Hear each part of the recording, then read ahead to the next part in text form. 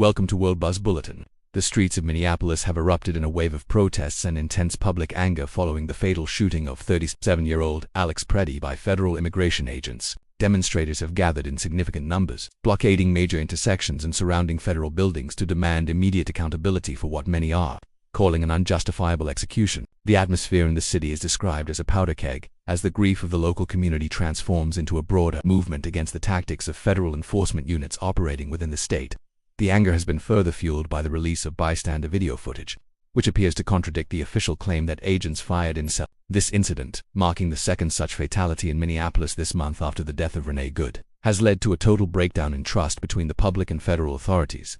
Protesters, many carrying signs that read "Justice for Alex" and "No more federal violence," have ignored dispersal orders, leading to tense standoffs with law enforcement. Local leaders have joined the calls for transparency, warning that the city cannot heal until a full independent investigation is conducted.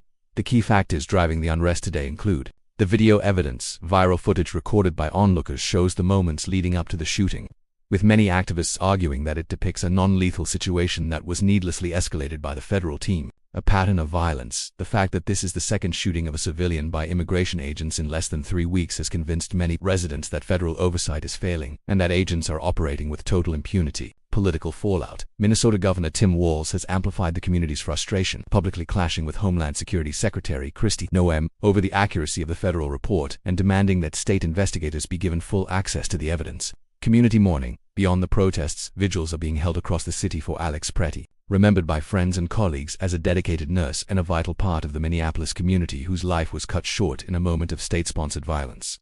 As the sun sets over Minneapolis, the National Guard remains on standby, and city officials have urged for peaceful demonstrations while acknowledging the profound pain felt by the citizenry. The clash of narratives between the federal government and state leaders has left the public in a state of deep uncertainty, with many fearing that without swift judicial action, the unrest could spread to other major cities.